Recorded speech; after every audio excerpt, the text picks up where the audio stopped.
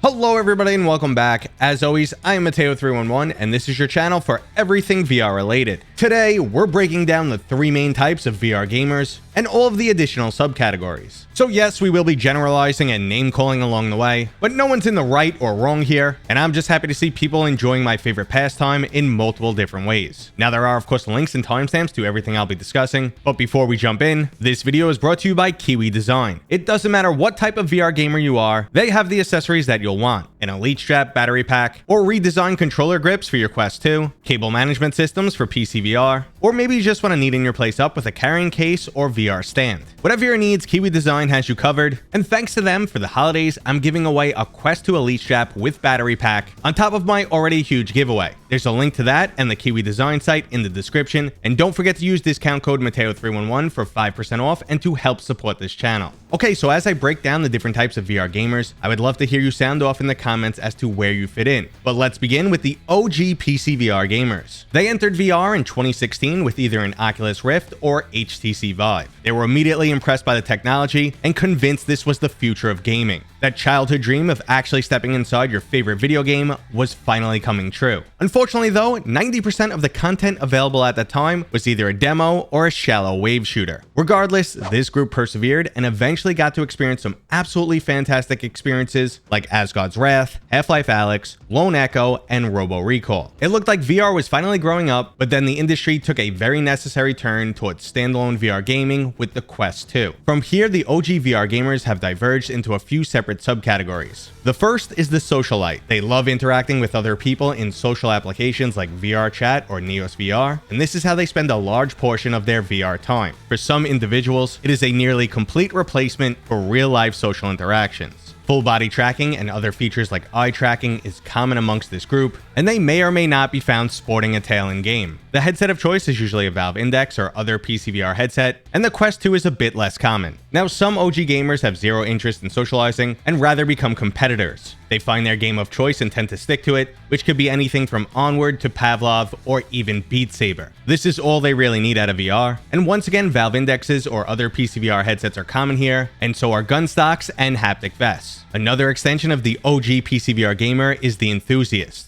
They might have an excessive amount of VR headsets, or just one overly expensive one like a Pimax or Vario. They also have plenty of over-the-top accessories, besides just a haptic vest, including VR treadmills, motion simulation chairs, and even full simulation setups. Now, sometimes VR content creators just fall into this category, even if they're not aiming for it. Now, there's a semi-tragic group of OG VR gamers who have become the Disgruntled Ones. They're annoyed the industry has focused on the Quest 2, they love to let you know how much better PCVR is and was, and they mainly play modded flat to VR titles these days. Now, I don't blame this group for how they feel. In fact, I totally get it, but at the end of the day, developers need to make money, and PCVR alone just wasn't cutting it. Still, this doesn't stop them from blaming the Quest 2 for ruining VR games and having a chip on their shoulder, as they were the ones who originally supported VR and now they've been abandoned. And the final subcategory of OG VR gamers have either embraced the new direction of VR or just love the medium so much and gladly became Questers. This right here is the satisfied bunch, and they're just happy with what they have. Now, finally moving on to the second type of VR gamer, we have the Quester. As the name implies, they're rocking a Quest 2, and they're relatively new to the VR scene. They joined at a point where they didn't have to go through many of the headaches that early adopters or OG gamers had to deal with. The burden of entry didn't cost an arm and a leg, setup was simple, and they immediately had a long list of games to choose from. From this standpoint, it's hard for them to understand the disgruntled PCVR gamer, but at the same time, they don't realize that they're mostly playing inferior versions of PCVR titles that released years ago. Well, at least that's how it originally was until the Quest 2 became the dominant VR platform. Now, Questers fall into some of the same subcategories as the OG VR players, including the Socialite and competitor, but they also have a much larger casual group. The casual happily plays anything fun. Deep storylines and overly complex mechanics aren't needed, and they might not even use their Quest 2 for gaming. With the ease and portability granted by a standalone device, it's utilized by a much larger age range of individuals. As such, this headset is used more often for other items like consuming content,